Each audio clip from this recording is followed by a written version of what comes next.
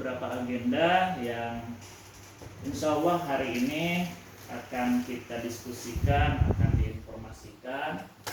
Walaupun sedang dalam melaksanakan ibadah puasa, tapi mudah-mudahan apa yang kita laksanakan saat ini akan juga berdampak membawa pahala bagi puasa kita. Amin. Berkaitan dengan aksi nyata kegiatan CGP, yang keempat adalah pemaparan agenda kurikulum, dan yang terakhir penutup. Mari kita buka kegiatan hari ini dengan sama-sama membaca lafaz basmalah. Bismillahirrahmanirrahim. Selanjutnya agenda yang kedua yaitu arahan dari Ibu Kepala Sekolah kepada yang terhormat Ibu Yati Awalia. Waktu dan tempat di sini. Alhamdulillah, puji dan syukur marilah kita panjatkan kehadirat Allah Subhanahu wa taala karena pada hari ini Sabtu tanggal 23 Maret 2024 kita dapat berkumpul dengan agenda yang memang sudah didiskusikan oleh beberapa orang guru, kemudian banyak informasi yang perlu disampaikan kaitan dengan program akhir di kegiatan calon guru penggerak. Nanti akan ada lokakarya dan panen karya, itu nanti akan disampaikan oleh Pak Najib. Selanjutnya yaitu pemaparan materi berkaitan dengan aksi nyata khususnya kegiatan CGP kepada rekan saya Bapak Muhammad Abidin.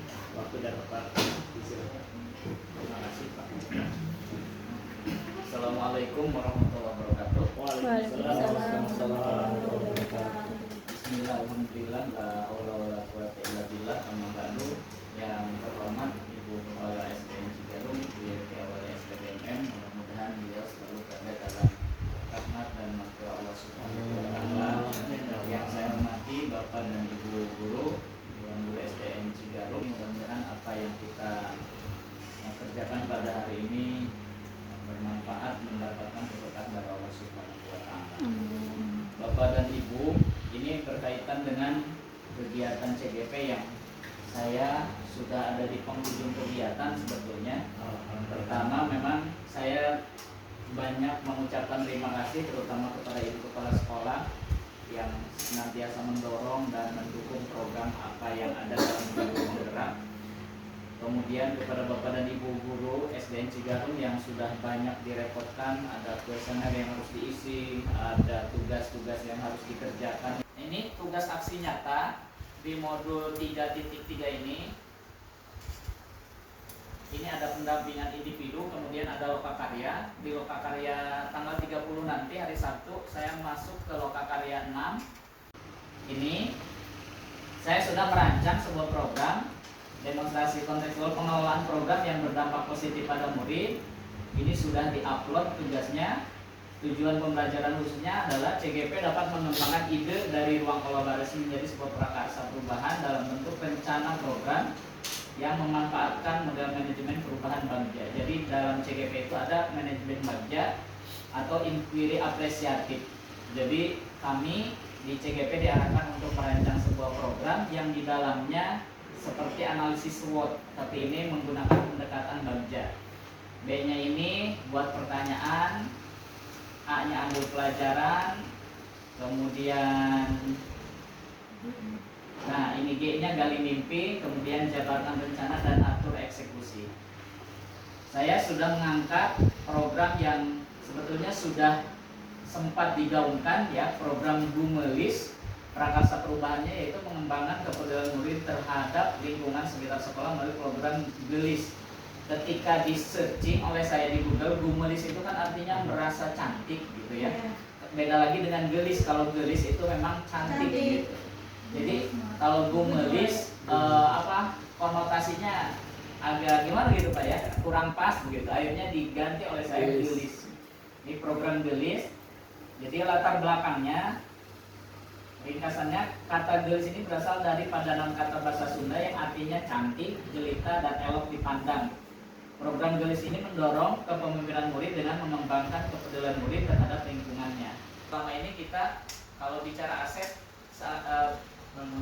identik dengan dengan yang fisik begitu. Fisik Barang, sarana prasarana, ternyata tidak. Manusia juga bagian dari aset, kemudian fisik, lingkungan alam, termasuk sosial, termasuk budaya dan agama. Bagaimana hubungan kita, hubungan baik dengan orang tua itu juga bagian dari aset yang bisa dimanfaatkan untuk pengembangan program sekolah sebetulnya.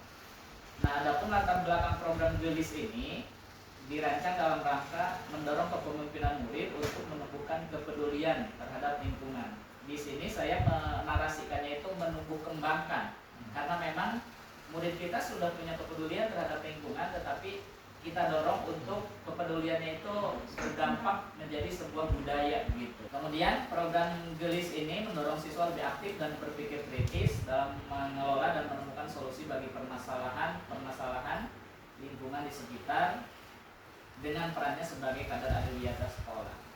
Ini ruang lingkupnya ada gembira, kemarin sudah sebetulnya sama, gerakan menjaga kebersihan sebagian dari iman, kemudian gerakan penanaman dan pemeliharaan tanaman, ada gempita, ada gelombang, gerakan mengolah sampah untuk benda daur ulang, ada gerimis, gerakan hemat air dalam lingkungan sekolah, dan getaran, gerakan hemat energi untuk masa depan. Ini aksi nyatanya, ini berkaitan dengan tujuan pembelajaran, jadi saya hanya akan yang B buat pertanyaan, dengan yang A ambil pelajaran. Jadi GJA-nya itu nanti di lokakarya ditindaklanjutinya gitu.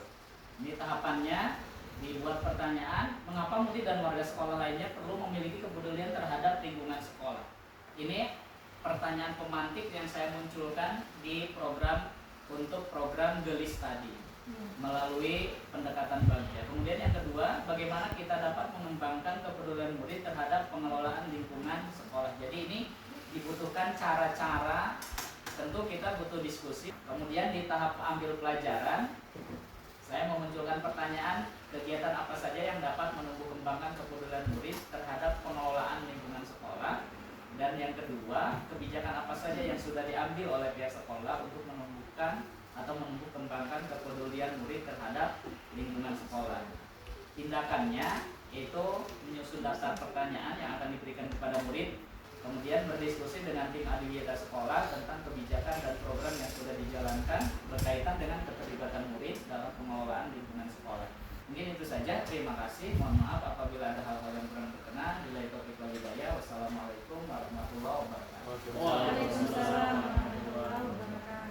Ilmu pengalaman itu sangat luas, ya. Kadang kita merasa